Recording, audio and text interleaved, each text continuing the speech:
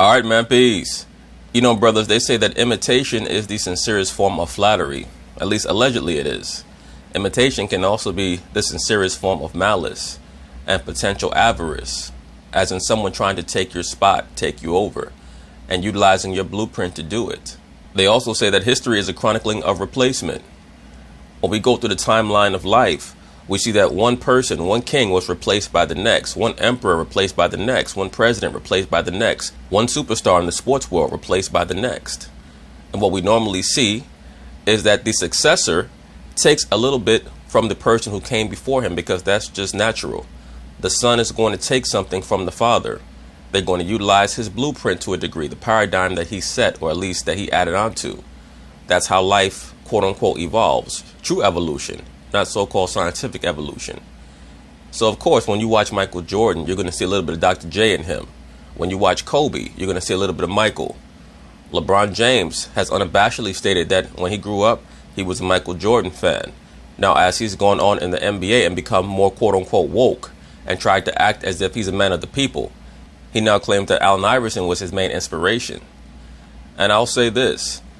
Zion Williamson is going to be a great litmus test for LeBron James, because many times we criticize the generation that came before us, not quite understanding what they had to go through, what they had to endure, and how they set the stage for us. So in the same way that LeBron James is now so cryptically critical of Michael Jordan, we're going to see how well he treats Zion Williamson, because Zion already has the astuteness to understand how phony many of these professional basketball players are. They smile and they act accessible on TV, but off camera, it can be completely different. And I've already seen a lot of reticence in Zion when it comes to even speaking about many of the other major stars in the league, because he knows how they can be. He also knows that he has to prove himself. Well, LeBron James is #1 fan, Shannon Sharp, or as I call him, LeShannon Sharp James. He's already establishing that he believes that Zion Williamson is trying to copy LeBron James' whole style, starting with the outfit that he wore on draft night. Now, for those of us who remember, LeBron James wore a snow white suit to his draft night back in 2003. Zion Williamson, he also wore a relatively white ensemble, but it was more of a cream color or an off-white on the outside. The shirt was white. But just the fact that Zion Williamson wore a suit that was even just approximating LeBron James's suit has some of his fans in a tizzy. And we know that LeBron's #1 fan is Mr. LeShannon Sharp James. So, of course, LeShannon is not only going to imply, he's going to outright state that Zion Williamson was trying to copy LeBron from day one. And this is what so many of these other players mean, and other fans, quote unquote, fans of the sport mean when they speak about the toxicity that surrounds LeBron James. His fans are extremely toxic. They're not as obnoxious as the Kobe Bryant fans, but his fans are very toxic because they make excuses for everything. His fans are a lot like him. Fan bases are a lot like the object of their fandom. So anyway, they're going to talk about it, and I'm going to chime in. The Pelicans drafted Zion Williamson #1 overall last night, and now Zion is coming into the NBA with the most hype since a guy who lives pretty close to our studio here in LA, LeBron. Last night, Zion talked about reaching out to the king for a little advice. Take a listen. Probably will hit him up. Hopefully he responds to me. But my questions would probably be like, what do I have to do to maintain? Like, what do I have to do to just try to make my way to the top? Notice that Zion Williamson said hopefully LeBron James responds to him, because he already knows that there is a level of competitive fervor that's going to be awkward between them, because Zion Williamson is being billed as the replacement for LeBron James. And it's very difficult sometimes for someone or something to see their potential replacement. Remember, even in the film Terminator 2, the Terminator played by Arnold Schwarzenegger, he was a bit in awe of his replacement. I believe that the person who played his replacement, or the T-1000, his name was Robert Patrick, or his real life name was Robert Patrick. Of course, for any of us who've seen that classic film, we know that the T-1000, it could shapeshift. So the earlier version of the Terminator had to come to terms with that and how to outthink it, because essentially he knew that this replacement model was supposedly better. LeBron, no matter what he says, especially in year 17, is going to look at many of the younger players as trying to take his spot. So once again, this is going to be a litmus test for him. How does he treat them?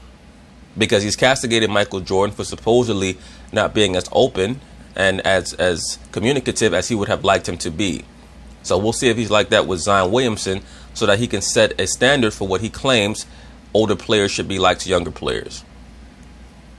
Good question. Shannon, if you're LeBron, would you advise Zion? Yeah, I would. Zion already hit him up. Hey, LeBron, what'd you wear on draft night? Oh, white suit? Oh, let me see what I can do that too. Skip Bayless. I couldn't believe that shit when I watched that show, when I watched that draft. I called LeBron. I said, LeBron, I didn't know you had a third son. I'm looking at this nigga on TV. He's wearing your suit. I said to myself, I looked real close. I said, oh, shit. That's not even a copy. That's the actual suit. It's just dirty after 15 years. Your suit was Snow White. This nigga Zion Williamson stole your suit. Didn't even wash it. I said, oh, my goodness. We got to watch this dude. It's like a single white female situation. He's just trying to take your whole life, LeBron James. It's a good thing I'm here looking out for you. Because next thing I know, I'll come home, this nigga sleeping in your bed. I think I think that's the case. Everybody knows. Do I get to talk now, or is it still? No, it's my turn. I'll address that. Skip, let me express myself. I mean, shit. Thank you. Yes, Skip. He should advise him. Because LeBron James is the only guy that knows what Zion is going through currently. LeBron James not only should advise him, he has to advise him. Because that's a part of his brand. His alleged brand is that he's social and that he's open to all the players and that he's going to act as a quote-unquote NBA version of Clarence Avant, the so-called Black Godfather. That's how he has styled himself. Now, is that the reality? When you look through LeBron James's transcript, in my view, his resume tells me that he's a user. He's a user who creates a fake image so that people think that he's magnanimous. That's how he tries to build up his profile, by getting on TV and acting as if he's someone who's so benign, when in actuality, he creates that fake image so that he can build his business profile. Mind you, that when LeBron stepped on the scene with this hype, there was no Facebook. Facebook, LeBron got drafted in 2003. The Facebook launched in February of 2004. There was no IG. That came in 2010. There was no Twitter. That came in 2006. Okay. So what LeBron has been able to navigate now. And Skip, just to be honest with you, I've been through this with LeBron every step of the way. I first met LeBron in Savannah back in 2002.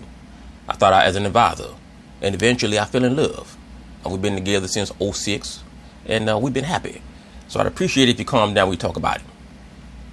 It was in his infancy as LeBron started to go here. Skip, it's full board now. This is a grown man. Now you got Facebook. Now you got IG. Now you got Twitter, Snapchat, and a host of others.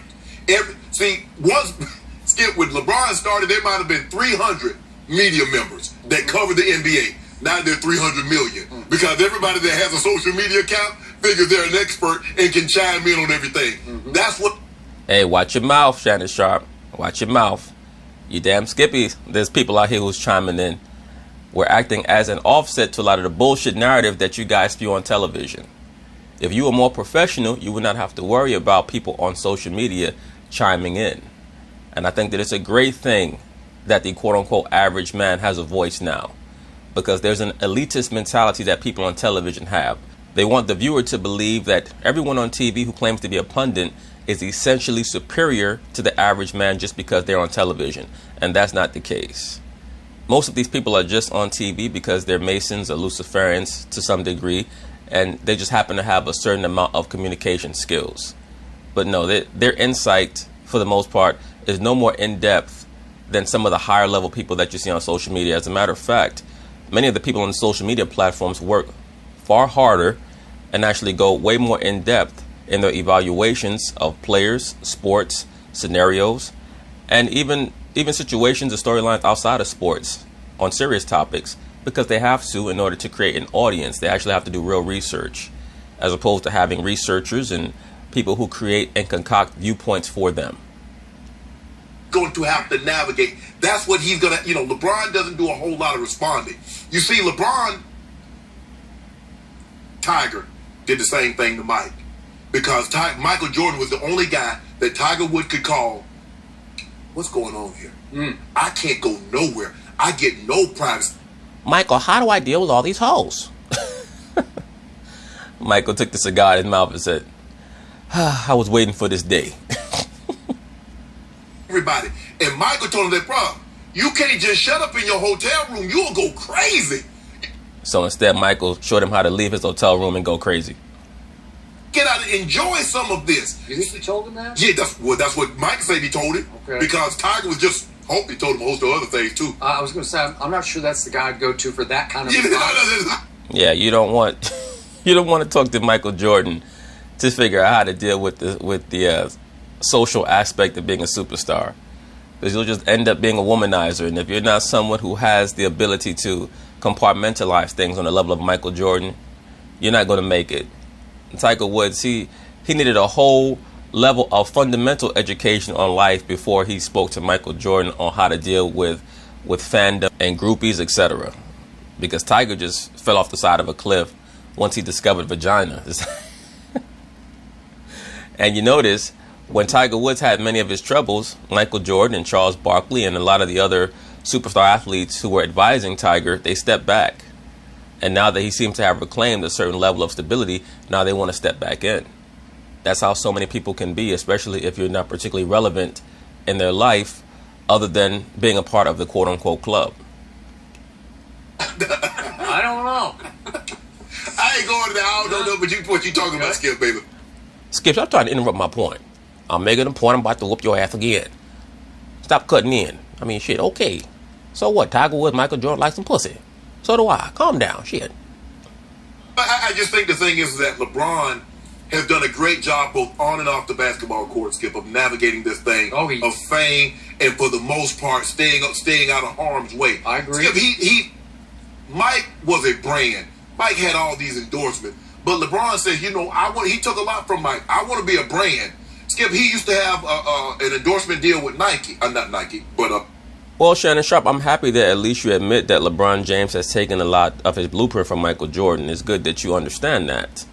So maybe in the future, when you try to make many of your arguments pertaining to LeBron James over Michael Jordan, that you will also revisit that context, because without context, your arguments, they make no sense and they have no foundation. So hopefully you keep that in mind in many of your other statements when it comes to the comparison and the contrasting between Michael Jordan and LeBron James. I've always stated that I give Michael Jordan a lot of credit for not responding to many of the people who try to attack his history when it comes to quote-unquote social issues or social causes. And it's really just the revenge of the woke niggas. And most woke niggas have a loser mentality. Their mentality is they're going to beg the white man for attention, for a hug, and for quote-unquote equality, meaning bring us into your room so that we can all hold hands and get a hug. And I also want my reparations check, so that I could feel better about the alleged fact that all my ancestors were slaves. A lot of our people are bugged out due to the slavery narrative, and it trickles down all the way to today. And it reflects not only on how many of us view this society, but also the so-called white man that our people adore and worship so much, as well as many so-called successful blacks. A lot of people who are stuck in that rut, they have a hard time being able to grasp how certain so-called successful blacks, not even talking about in the celebrity world or in the entertainment industry, but just regular so-called blacks who are successful, how they got there. They got there by not paying attention to people telling them what they couldn't do and where they came from and trying to limit them, and making sure that they strove for greatness, which is ironic because that's LeBron James's credo. You have to strive for greatness to get anywhere. And when you truly compare Michael Jordan's history with foundations and fundraisers, etc., with LeBron James's, it's pretty much infinitesimal. There is no difference. The only difference is that LeBron James gets on TV and makes a lot of very vague statements about race and very low-level statements about race, showing you that he has no understanding of what he's talking about. But he's trying to appeal to the woke contingent on the internet. McDonald's. But when it came, he could have ownership in Blaze Pizza, he put McDonald's down. He went to Blaze. He was more... Yes, isn't that interesting? LeBron James took over Blaze Pizza. He opened up a Blaze Pizza out there in LA. Remember, LeBron James is supposedly a man of the people. Right before he started his tenure with the LA Lakers, he claimed that he was going to make an appearance at a Blaze Pizza outlet in LA, had thousands of people out there waiting for him, and he just didn't even show up. Imagine if that had been Michael Jordan. Everybody would say, oh, Michael Jordan doesn't care about the people. He's an elitist. He thinks he's better than everybody. LeBron James has always shown that he's fake woke. I mean, woke people in general are idiots, but he's fake woke. So not only is he an idiot, he's also fake as hell. Ownership. Mike, got the ownership. I give Maverick Carter a great amount of that credit. Okay. I'm glad you brought that. Again, what did he do? See, LeBron is the business of helping people, giving people. He believes in helping everybody rise up. Look. Yes, LeBron James believes in helping everybody rise up. I give LeBron credit. He has 4 friends that he has assisted in getting to a certain level of prominence as long as they're working with him. If you check Michael Jordan's track record, he has employed more so-called black people in business than any other Fortune 500 company in America. There are more black executives working for Michael Jordan than any other Fortune 500 company in America. That's a fact. Now, LeBron James has assisted 4 of his friends. That's great. I'm sure there are some other stragglers that he may have lent a helping hand to a degree. But a lot of this narrative about LeBron James is concocted by the woke contingent and the super liberal Caucasians, especially super liberal corporations like Nike, who understand that the only way that they can really market LeBron is as the modern day, the neo Muhammad Ali, especially due to the fact that most people are not historians, so they don't really understand the depth of Ali's involvement in many of these, in many of these causes for back in the 60s and 70s, and how he really was a man of the people. He was the person who LeBron James tries to act like he is. When you saw Ali would be out walking down the streets of Chicago or Philadelphia or Harlem with regular people, no cameras around. LeBron James never, ever does that, ever. And that's why I brought up the Blaze Pizza situation, because he's an actor. LeBron is an actor. Eat from this table. You ain't just got to eat off my plate. We all gonna eat. I got no problem. LeBron greatness will be unaffected, unimpacted by anything Zion Williamson does. Anything, Skip. But Zion Williamson, if you're out there watching, I just want to let you know that I know the real deal. I know that you're LeBron James' 3rd son. I saw how you filled out LeBron's draft day outfit. I said to myself, oh shit, look at them shoulders. That's Zion James. This is LeBron's son. I couldn't believe this shit. Me and LeBron argued for 4 or 5 hours that night. I said, how come you ain't telling me about this shit? I looked at that boy play. I said, he jumped to the moon. He got a flat top like you wish you had. Shoulders like a linebacker. And he's wearing your draft day suit. How do you get access to it? I looked in our closet the other day looking for the draft day suit. I said, what happened to LeBron's draft day suit? I looked in there with nothing in there. I didn't think nothing of it till draft night. I said, oh shit. I guess I should call him Zion Williamson James. That's your son, LeBron. I know it. I'm just waiting on the paternity test. And plus the fact that, Skip, look, I believe that LeBron wants what's best for young players coming into the league. He feel it like, I don't know if you watch Netflix, but I just watched this great documentary last night, yesterday afternoon, called The Black Godfather, the Charles Obama. LeBron James is the second Black Godfather. Right. If you notice, I'll buy that. I'm with you. A lot of players reach out. I got it. LeBron James had a production company. I didn't know Steph Curry. Now Steph Curry has one. KD has one. Right. So LeBron, Skip, I got no problem. Well, here's the issue with that comparison, Shannon James. Here's the issue with that comparison. The story of Clarence Avant is basically as a black power broker who operated behind the curtain in Hollywood and helped other people. LeBron James does things to help himself, and there's a trickle-down effect to other players. That's why I've always stated that LeBron's real impact on the NBA is that he showed other superstars that you're not supposed to have some level of fidelity to a fan base or to a city. You're supposed to look at yourself as a corporation. You have loyalty to your family and to those who have been there with you from the very beginning, and you build from there. But this concept of being loyal to a city or to a franchise is nonsense. It's always been nonsense. And that's the great contribution that LeBron James has made to the NBA. But this notion that LeBron cares so much about the young players, well, if he cares so much about young players, why is it that he traded away all the young players from the Lakers? That makes no sense whatsoever. He's always been about himself. LeBron is an egocentric, megalomaniacal narcissist. That's what he's always been. And I mean that's par for the course for someone who's as successful as him. I get that. But let's not try to concoct this fake narrative about how magnanimous he is. He shows so much largesse, and he's this generous person. He's like the black male 6'9" version of Mother Teresa, or at least the character of Mother Teresa. I mean, stop. Let's knock it off. But when you compare him to the character of Clarence Avant was a power broker who went out of his way to help other so-called black celebrities in Hollywood. LeBron James has never gone out of his way to help other people unless it was a part of the Clutch Sports family, or unless it was helping him and there was a trickle-down effect to other players in the NBA. Yes, I got no problem with Zion reaching out. It shows, because sometimes Skip be like, I ain't reaching out to him. What are you going to tell me? Mm-hmm. Sometimes guys, they know everything and they don't want to reach out, or this seem weak. And, well, Michael wouldn't have reached out and Kobe wouldn't have reached out. Yeah, I don't care about all that. Mm. Michael reached out all the time. He would reach out to Dr. J. And Kobe, of course, would reach out to Michael Jordan repeatedly. No one has ever denied that. As a matter of fact, there was a game that's still on YouTube. I remember watching it live back in 97. It was part of the 1997-98 season, where the Lakers were in Chicago and Jordan had over 30 and Kobe had over 30. And there was a portion in the game where Kobe walked over to Jordan and asked him certain questions about how to tell how the defense was playing you. And Jordan told him with no problem. I'm saying what's in the best interest for you. Mm. Don't worry about what they did. Okay. What's going to most benefit Zion Williamson?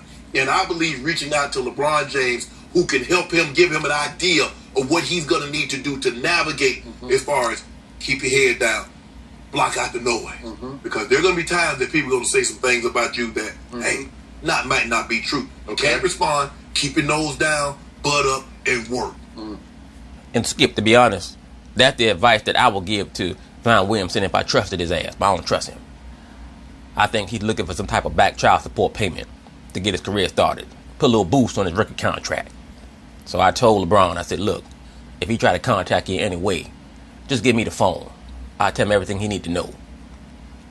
That's what LeBron James can offer him. And I hope he does reach out. And I'm sure there's no question in my mind, LeBron James that I know. Yep. The LeBron that I know and love for the last 15 years, I know his heart, Skip. That's why I can't let him deal with shit like that. I got to handle it. I got to be the middleman on this. Because LeBron ended up saying something stupid on the phone. Next thing you know, our family in court. Having to give away all of our great wealth to Zion James. Because that's his real name, Skip. His real name is not Zion Williamson. It's Zion James. Gonna holler the one you DM with? Don't worry, see, there you go, Skip. I tell you stuff in confidentiality. Yeah. You don't have to. I love that. Just call the man. Don't DM with him. Call him. So I'm going to give you this. I need to echo which. I like how Skip exposed Shannon for DMing with LeBron. LeBron be DMing Shannon about how to debate over the Michael Jordan topic. Yeah, make sure to bring up that I get involved in my community. He never did. All those years when I was broke and he never came to visit me. Yeah. LeBron James has done at least as well as Michael did at navigating the pressure, the attention, the fame, the fortune. Because LeBron has embraced it. Yes. Michael kept it all at arm's length. Well, that's not quite true. I would say that Michael embraced it for his first 4 or 5 years. And after that, it became tedious. And like any real man, the attention is nice. But, I mean, after a while, it's like, what really is the attention relevant for other than getting some ass? I really would like to be able to walk down the street and not be bothered. So it's very different. It was easier for Michael to navigate because he just said no to everybody and everything. And yet LeBron has said yes again and again. He's let the world into his life and obviously on Instagram. Because he's an attention whore, that's why. Twitter, he constantly, especially on Instagram, he's going to let you way inside his life. No, he's not. What LeBron is going to do on Instagram is show you a bunch of frivolity. He's going to be sitting in his car listening to some music, most likely artists that he's trying to be an A&R for or get a chunk of their revenue for, for promotion. He's going to show you him at the gym working out. That's all he's going to show you. He's not going to show you anything real or realistic, especially not any of the arcane or occultic aspect of why he's out there in Hollywood. That's for damn sure. Never let you inside of anything, anywhere, anytime, and even now, he's not letting you inside. No. Nor should he. Okay. Michael Jordan, at the end of the day, he understands that people, if they're talking to you, 99.999% of the time it's because they want something from you. And I think that Michael's tired of being used. I always say this. This dude, Michael Jordan, people have no idea, especially a lot of the younger people who did not see him play, how popular he was circa 1992. Like, it was way past the LeBron James level. It was on a Michael Jackson level. Like, it was Michael Jordan and Michael Jackson. They were the two most famous people in the world, and it was neck and neck. That's why they did that video together. They did a music video together. And it was because at that moment, they were pretty much equivalent. Now, let's get back to this question. This is just me, my take from a distance. LeBron James owes Zion absolutely nothing. Not true, sir. LeBron James owes Zion Williamson everything. Everything. Because Zion Williamson is the litmus test for LeBron James. It's like the person who complains that they grew up without a father, and now they have the opportunity to be a great dad. If you run out on your child, that makes you the biggest hypocrite in the world. LeBron James owes it to Zion Williamson, aka Zion James, to be some type of Svengali or guru for him or guide for him, at least in a relatively rudimentary way. Just showing him the basics. You don't necessarily have to go in depth on things, but you do have to be, your phone line has to be open. There's no doubt about that, because that's consistent with the image that he wants to push out to the people. That he's someone who's going to be accessible to the youth. We know that that's not the case, but he has to at least act as if it is. Remember, he didn't even reach out to some of his younger teammates until he wanted them on his show. He didn't have Lonzo Ball on his show until that storyline with his dad. I can make the case he owes him less than nothing, because I'm going to remind you. No, Skip Bayless, you cannot make the case that LeBron owes Zion Williamson less than nothing, because once again, LeBron styles himself as someone who is acting as a protector of the game. So he's like an elder in the NBA now. In order for him to keep that sentiment that he's a protector of the game intact, he has to act as an advisor to Zion Williamson, who's someone who's going to be billed as a baton carrier for the next generation of NBA players. So he has to help him. Remember what we saw back on February 9th? Who showed up at a game, Duke at Virginia? Who showed up? LeBron. Rondo was along, but so was Rich Paul. Yeah. Aha. And Rich Paul runs Clutch Sports, but LeBron sort of funds Clutch Sports, so it's sort of in his domain. It's in his domain. It's self-funded. But whatever. They are Clutch Sports. And clearly they went to that game in part to check out the Phenom, but in larger part to show Zion that they're there and that they would love him to be a client of Clutch. Absolutely. Right? I just want to make sure. Yeah, so Rich Paul is the only agent that watched Zion Williamson play this year. No, Skip Bayless never said that, Shannon Sharp. What Skip Bayless is noting is what I've already stated. That being that, in order for LeBron to wash your hand, you have to wash his. There's a quid pro quo there. So Skip Bayless is going to touch on a sentiment that I already fleshed out. That being that most of LeBron's alleged generosity to younger players is predicated on them being willing to be a hoe for him, make some money for him. Those are just the facts. They wanted to make it clear that did they want him? Did they recruit him? Sure they did. Yeah, of course. Well, who wouldn't? Right? That's my point. But they did. And it felt like it came down in the end to Clutch versus CAA. It felt like that. I don't know the exact backdrop, but I'm pretty sure it came down to that.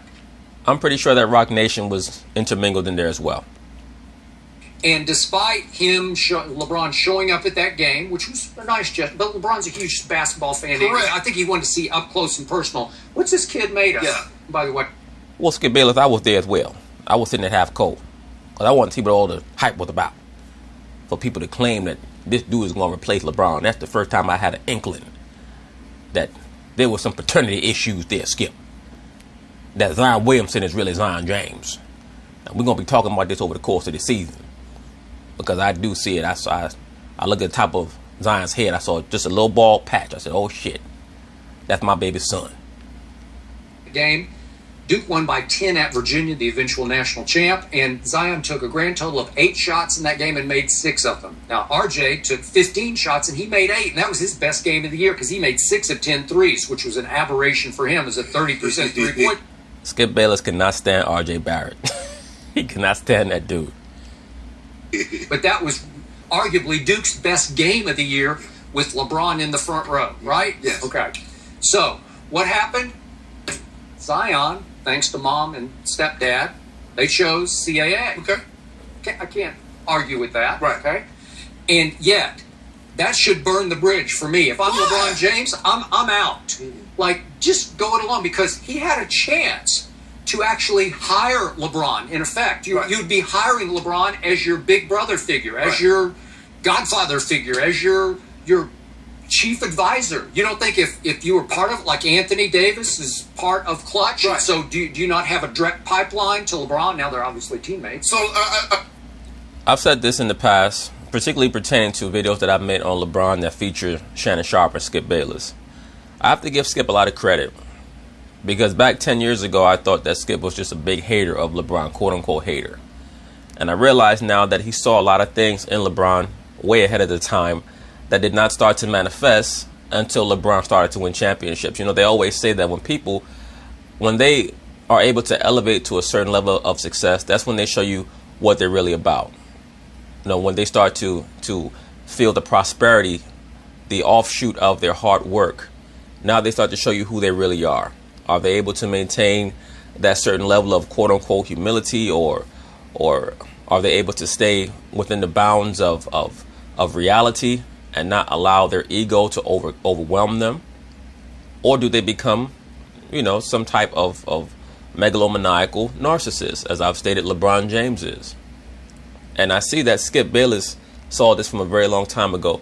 And I also think that that's the reason why Jordan has always kept LeBron at arm's distance, because I think that Jordan has always sensed that LeBron is someone who wants to skip certain steps to call himself the greatest ever. When LeBron came out and said that defeating the Golden State Warriors in 2016, coming back from down 3-1, made him the greatest player ever, I think that Michael was done with him. Because for anyone who remembers, in the aftermath of the Cleveland Cavaliers coming back to defeat the Golden State Warriors, there was a snippet from Michael Jordan's his camp for kids that he has, where a child in the audience asked him about the Cleveland Cavaliers coming back from down 3-1. And Michael answered the kid's question, and he said, the Cavaliers, number one, they were the better team. That's why they were able to come back from down 3-1 and win. They were the better team. And that's something that only people who actually pay attention understand. Even though the Warriors were 73-9, the reason why they were 73-9 was because they were utilizing a system that the other teams in the league were not accustomed to. They were also playing at a playoff level during the regular season. But when they got to the playoffs, they started to struggle against teams that had more physical talent. Due to the fact that their system truly maximized the talents of their players, they were able to overcome against OKC, a team that had a better roster but a very low basketball IQ. And then in the finals, they lost a 3-1 lead, which they never should have had. They never should have had a 3-1 lead in the first place against Cleveland. But just the fact that Cleveland came back shows you that they were the better team roster-wise, and Cleveland actually was the favorite to win the championship at the start of the season by the Vegas odds makers. So even after Golden State won the championship in 2015, the Vegas odds makers still made Cleveland the favorite to win the championship in 2016. So that was not that big of a comeback or or some type of shocking event. So for LeBron to try to use that to justify his claim that he's the best ever, that I think that was a manifestation of what Michael Jordan always felt LeBron was about. I just want to make sure I'm hearing this correctly. Mm-hmm. So if I reach out to someone and ask them for advice, and I don't sign with their management company or their team, that person shouldn't give me the advice? Okay, but Skip's point is that everything in that world is about business. And certain people are going to say, if you want my advice, then sign with my company. Floyd Mayweather's like that. And I'm pretty sure that LeBron is like that as well. How many players across the NBA say that, you know, LeBron is doing all these things for me and I'm not even signed to his company? Most of the people that LeBron helps are part of Clutch Sports, or he's helping them so that they can sign with Clutch Sports. A chance to have all the advice you could ever ask for. If I'm LeBron, this is just how I would react. You had your chance. Now, Good luck to you. I'm glad LeBron didn't do it. Okay, but this is what I don't love about LeBron. He's got the old keep your friends close and your enemies closer. So he wants his new enemy. How's his enemy? This kid's going to be a force. So? Yeah, he's not LeBron because he doesn't play anything like LeBron. But do you remember what the great Steve Kerr said after one game? He watched the Kentucky game back in, what was it, November? I've said for a while that when I look at Zion Williamson play, he reminds me a lot more of Barkley and Sean Kemp and Blake Griffin. I think that he's going to be a better version of those three players. I think he's going to be a Charles Barkley who's bigger and stronger and jumps higher and who's going to get it right. He's going to make better decisions off the court, and it's going to allow him to maximize his potential to win championships. I think that because of his decision-making, he's going to be able to win 1 or 2, maybe even 3 championships. Championships that Barkley could have won had he been more committed on the defensive end. We know that Zion is very committed on the defensive end, and I think that they're building something very good down there in New Orleans. Remember when he volunteered to the media? I thought LeBron was a one-shot deal, but apparently the next guy is coming. That's after watching one game. Steve Kerr said that.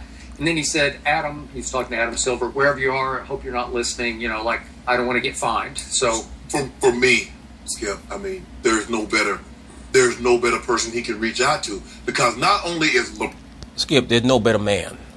I mean, I've known this man for, as I said, 15 years. As my career in football was coming to an end, I put on ESPN one day, and I saw a young man playing high school basketball. I said, what is this? Why is ESPN playing a high school basketball game? Who the hell is LeBron James? And Skip, I had a spiritual experience that night watching him play. I said, I have to meet this man. I have to meet him. I have to meet his mother. I have to meet his girlfriend. And we all have to start a relationship. And it's been wonderful, Skip, the last 15, 16 years. And my job on TV every day is to make sure that I let the world know how great LeBron James is and how happy I am as Shannon Sharp James to be a member of that conglomerate. So I cannot tolerate you belittling what that man has accomplished every day. It makes me sick to my stomach, Skip. I get up at 2 o'clock in the morning just to curse you out every day. James, a big brand about ownership, he's also made it cool for other athletes, especially NBA, to take issue on social stands. Prior to LeBron, okay, I got. Oh boy, Shannon Sharp want to give LeBron James credit for making the world in 6 days and resting on the 7th day. Shannon said prior to LeBron, athletes will not make social stances in the NBA. It was oh boy. LeBron James made his first social stance in 2012 with the Trayvon Martin issue, where they wore the hoodies. And after that, he's made a series of very vague statements about race. But what he always aligns himself with is Nike. Nike Incorporated tells LeBron to do these things because they know that it's going to build his profile. LeBron has very little understanding of what's going on for the average so-called black person. He tries to style himself as someone who grew up in a down-and-out environment. And I'm sure that a portion of his life he was down and out. But by the time you were 10, 11 years old and you were spotted as being a potential major prospect in basketball, you were taken care of. That's the reason why you were driving SUVs and Hummers at 16 years old, 17 years old. Because you were being taken care of. So LeBron has always been spoiled. He's always been someone who tries to pull on his little hood memories from when he was a child to try to act as if he's going to connect with the average so-called black man. Now he has this silly show, The Barbershop, where he sits in there and says motherfucker and shit and bitch all throughout the show so that he can try to connect with the hip-hop woke fan base on the internet. But once again, show me some footage of LeBron James, since he loves to align himself with Muhammad Ali so much. Show me some footage of him walking down a regular street in the hood shaking hands with people. He's not going to do that, nor should he. Nor should he. He's worth, somewhere in the vicinity of $1 billion. I'm not saying that he should do that. But what I'm saying is that if he's going to style himself as a modern Muhammad Ali, then you have to do what Muhammad Ali did. Muhammad Ali walked around with no security. Now, later on in his life, every once in a while, he would have security, like Mr. T was one of his bodyguards. But Ali was known for walking through any hood, no security. and shaking hands with the people, kissing babies and all that. You will never ever see LeBron James do that, ever. As I stated, he would not even show up to his own event for Blaze Pizza.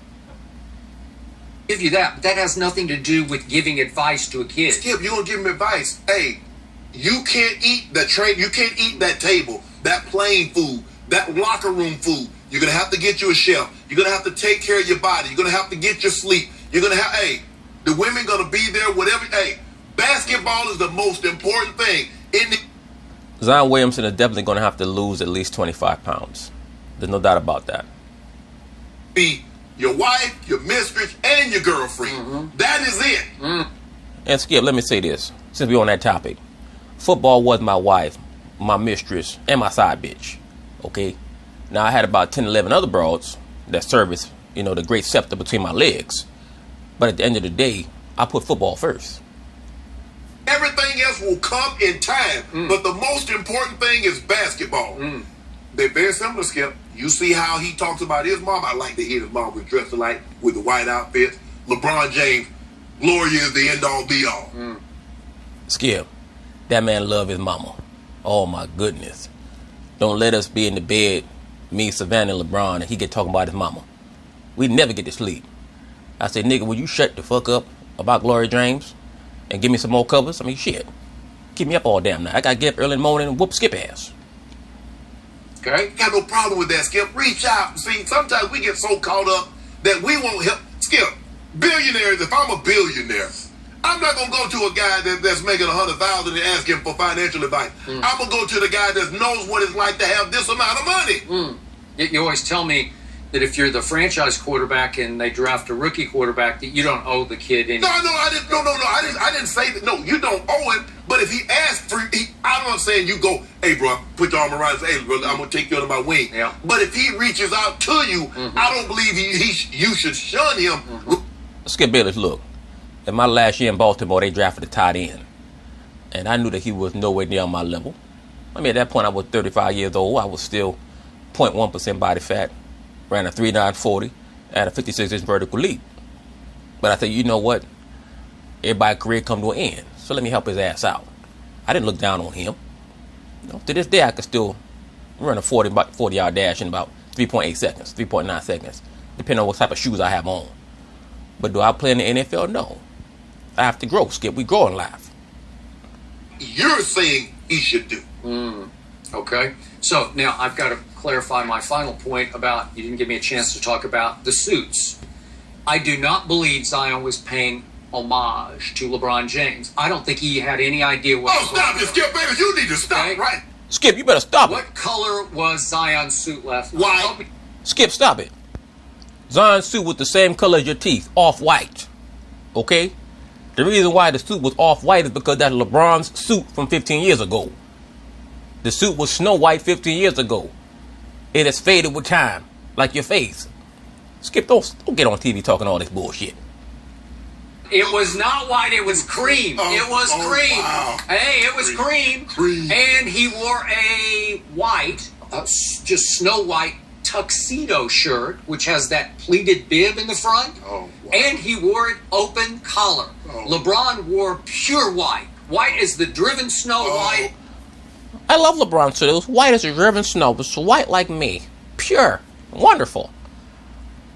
With a white tie. Okay. With a white tie. So now we going. Okay, so I don't think it was the same at all. Okay, so. No, in all seriousness, it was not the same, but this is a part of the jealousy that Zion Williamson is going to have to watch out for. You're going to have people from LeBron James's fan base trying to pump LeBron's head up to believe that Zion is trying to, just trying to take his whole swag, per se. But it's very clear when you look, these are two separate suits. You can go money green, mint green, seafoam green. Okay. Oh, Skip, you know that's close. It was not close. You don't and then Zion goes, no tie, and he goes kind of sloppy look because he just lets the shirt kind of just fall open, which I don't love. It's my pet peeve. And you know why? He doesn't take himself nearly as seriously as LeBron takes himself. That look right there says, hey, I'm just a guy. I'm really good, but I'm just another guy here. I want people to think I'm not full of myself. That's what that look says to me. What that I agree with that. I don't think that Zion takes himself anywhere near as seriously as LeBron takes himself, and I think that's why he's developing a bit of a fan base in the media, because he's kind of a refresher from the LeBron James mentality of, even if I'm not the greatest of all time, I'm going to have so much propaganda propagated to the people that you're going to be forced to at least debate it. So I think that Zion is going to create a different pattern. Hopefully, he'll create a different pattern that's based on productivity and accomplishments rather than just innuendo and propaganda. Says I'm not Skip Bayless, who does heavy start. I do. That the shirts only can last 3. I hate droopy collars. It's my pet peeve. Because it just looks sloppy to me. That's why it looks sloppy. It does. You do know starch shortens the shelf life of a shirt. You do understand that, right? Well, Fox's got a little budget. Oh, okay. I got to keep that in mind. I'm just impressed you two can discuss shades so well. Hey. Going off with the green? That's not homage. He has no idea. Okay. Okay, did he go out and get LeBron's outfit exactly? No, but stop. No. Shannon think that everybody is copying LeBron. Skip, look at his skin color. Look at his complexion. It's just like Braun. Something is rotten here, Skip. I'm going to get the bottom of it. Please stop it. Come on. You are... No. But you know what? And you saw what Zion's quote was, or you heard it. He said, hopefully he responds to me, because he knows that a Brit... Absolutely, Skip Bayless. That's exactly why he said that. Because Zion Williamson understands, especially after he turned down Clutch Sports, that there's a very good possibility, a very high chance, that LeBron is going to take it personal and not want to confer with him on anything, not act as an advisor to him on anything. At least was set on fire. He didn't choose Clutch. LeBron gonna be like, "What's up, bro? What you need? Well, this is how I did it. This is what I did." And then Skip, at that point, I'm gonna take the phone and say, "Okay, what is it you want from our family? Why are you trying to break up a happy home? We get it.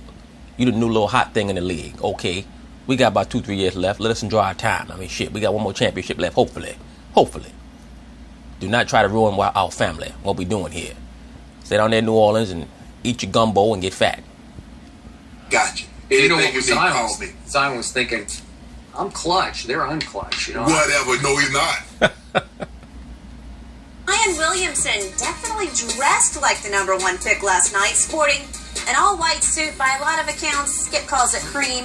It reminded a lot of folks, a lot of yellow in there, of LeBron's all-white suit back in the 2003 draft. So, Shannon, I got you on this one. The only thing he did bit different, Skip, was turn up a bill but make it like a trucker's bill.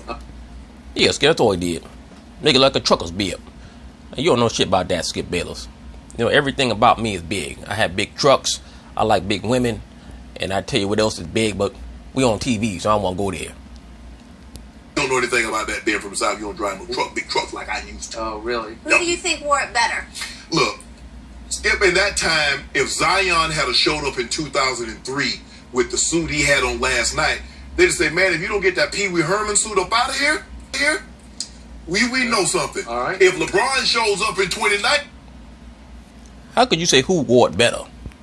I mean, who stole it better? Zion Williamson stole my man's outfit straight out the closet. That's what I knew. Okay, on the back of his jersey, it might say Williamson James next season, Williamson-James. Because something funny is going on, Skip. With that suit, they say, if you don't get out of here dressing like Bishop No.1, a king of the pimps, out of here. Yeah, they ran him up out of here. Well, Skip, now, now me, I'm a little tank, I get a little fitted look myself. I'm into that European. Are you? Yeah, big European. I'm a big European right now. So it's fitted. It's not tight. Yeah, Skip Bayless. I like to make sure all my muscles show. Like Zion, it's fitted, not tight. The only thing I would have said to do, because it looks like a Nantucket, a summery look, put some white sneakers with it instead of the black shoes. Zion had no idea. And Zion, if I check my closet and there's some white sneakers missing, I promise you I'm gonna whoop your ass. LeBron wore back in 2003. Stop it, Skip. That was all white, Snow White, with a white tie on a white shirt. This was a cream suit. It's got yellow in it on a white shirt that's a tuxedo shirt with the pleated bib. And it's open collar. It's like sloppy open. So you wanted him to come totally with an all-white suit? I don't care what he... Yes. I want them to be all white. Everything from head to toe. Show your splendor. Show that you're clean. Dress in all white. Hell, come in white face. To hell with it. Just Zion, I love you. But anyway, that's basically it on that. It's going to be very interesting to see the dynamic between LeBron James and Zion Williamson this season, because I do think that there's going to be some awkwardness there. There are going to be a lot of storylines between LA and New Orleans, not just the LeBron James, Zion Williamson storyline. Of course, we also have the Anthony Davis going back to New Orleans storyline, Lonzo Ball going back to LA, LeVar's going to get involved. You also have David Griffin being the former executive that presided over LeBron James in Cleveland. So it's going to be a lot of narratives and storylines when it comes to those two franchises and these two players. So we'll see what happens. Once again, it's going to be a litmus test for LeBron to see how sincere he actually is. He alleges to be someone who cares about other people and the quote-unquote common man or those getting started. So we'll find out. Peace.